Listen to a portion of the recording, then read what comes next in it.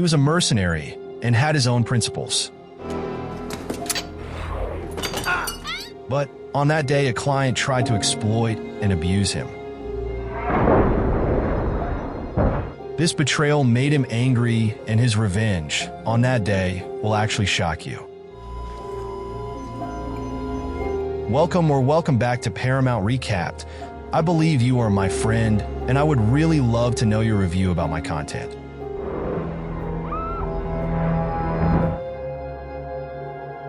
The story kicks off with Frank Martin, a former special ops soldier who's now living in southern France, working as a driver and mercenary for hire. Because of his job, people call him the transporter. At the moment, he's gearing up for a job transporting 3 guys from a private bank to another location. Turns out, these guys are bank robbers, but Frank doesn't care. He's just there to do his job and get paid. He's got 3 strict rules: never change the deal, no names, and never open the package. However, the robbers had 1 extra guy with them, which breaks the deal. Frank reminds them that he only agreed to transport 3 people, so he refuses to drive with all 4 of them. The leader of the group tries to intimidate him with a gun, but Frank stays calm and insists he's not changing the deal because the extra weight would mess up his well-planned escape. With time running out and the cops closing in, the leader shoots one of his men, kicks him out of the car. With the deal back on track, Frank speeds off. Being the skilled driver he is, Frank navigates through tight alleys and dodges obstacles like a pro, leaving the cops in the dust. He successfully drops off the robbers, and their leader, impressed with Frank's skills, offers him extra cash to take them to another town. But Frank isn't interested and prefers to head home to his place on the French Riviera. Once back, Frank immediately gets to work cleaning his car and swapping the license plate. We find out he's got a secret stash of fake plates he uses for his jobs. While watching the news, he sees that his former clients, the robbers, have been arrested while trying to escape with a new, less competent driver. Later, a local cop named Inspector Tarconi visits Frank's home to ask about his black BMW, which matches the description of the getaway car used in the robbery. Tarconi doesn't have any solid evidence, so he eventually leaves Frank alone. Soon after, Frank gets a call from a new client who needs his services. That night, he meets the man who asks Frank to deliver a 50-pound package to an American named Darren Benton. Frank asks for $40,000 up front, and the man agrees. The next day, the package is loaded into Frank's trunk. While fixing a flat tire, he notices the package move. Breaking his 3rd rule, Frank opens it and finds a Chinese woman tied up and gagged inside. Feeling bad for her, he gives her a drink and continues his drive. However, the woman, named Lai, bangs on the trunk, asking to use the bathroom. He lets her out, but she tries to escape, forcing Frank to chase her down and bring her back to the car. As Frank's returning to his car,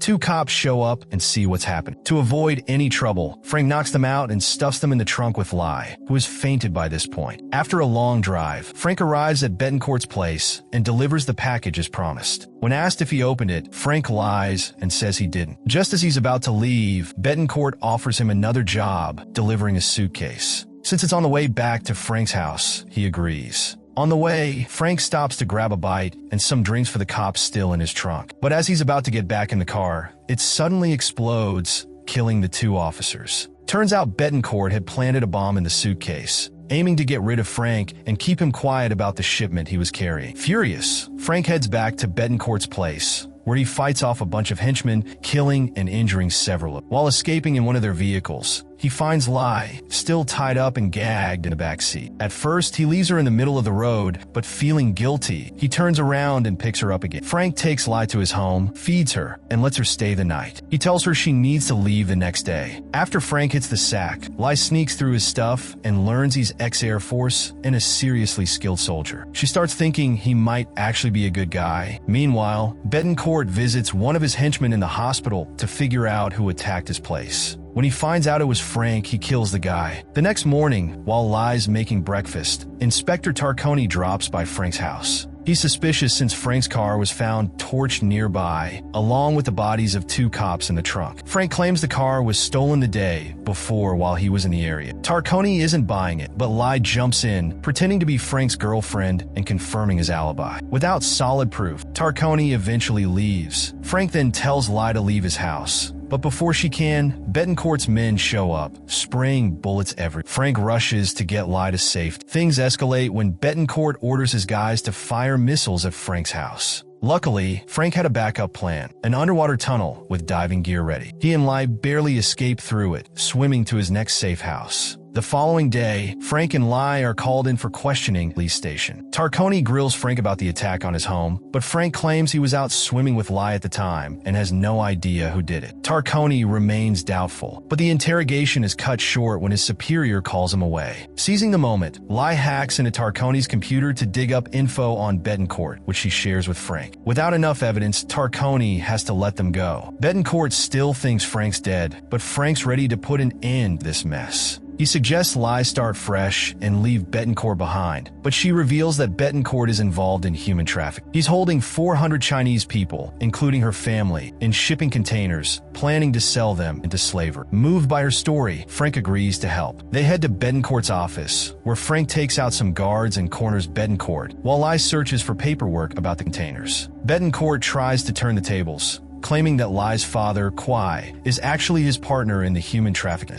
Frank feels betrayed, but things take a turn when Kwai and his men arrive. Instead of siding with her dad, Lai pulls a gun on him. Kwai convinces her to back down, and his goons capture Frank. Betancourt taunts Frank, revealing there are only 395 people in the containers now. Meanwhile, Tarconi shows up at Betancourt's office after digging up more info on Frank. He finds Frank unconscious, and Kwai and Betancourt accuse him of kidnapping Lai and trying to blackmail them. Tarconi plays along, giving Frank a chance to escape, knowing he can solve this faster than this. Later that night, Frank tracks Betancourt and his crew to the Marseille docks, where they're loading the containers into trucks. A shootout breaks out, and Frank ends up fighting off Betancourt's thugs, including a particularly tough guy who almost takes him down. Frank finally manages to defeat them, but not before Betancourt sends more armed men after him. Frank escapes by diving into the sea, only to resurface later, commandeering an old car to chase the truck carrying the container. At dawn, the rusty car breaks down on a lonely road. Frank spots a small plane nearby and forces the pilot to fly him over the highway, tracking the truck from above. Once close enough, Frank parachutes out and lands on one of the vehicles. He takes out the driver and tries to stop the truck, but Betancourt shows up to stop him. After a brutal fight, Frank throws Betancourt and his henchmen out of the moving truck, killing them. With control of the truck, Frank drives it to a safe spot and unloads the container. But just as he's about to leave, Kwai shows up with a gun, intending to kill Frank and cover up his crimes. Kwai, furious that Lai betrayed him, orders his men to kill her too. In a twist, Lai turns on her father, shooting him to save Frank. Finally, Inspector Tarconi and the police arrive, freeing the people trapped in the containers. They congratulate Frank on a job well done. Thank you so much for watching. If you enjoyed this video, please give it a thumbs up. It really helps the channel out. If you're new here, don't forget to hit that subscribe button and ring the notification bell so you never miss an update.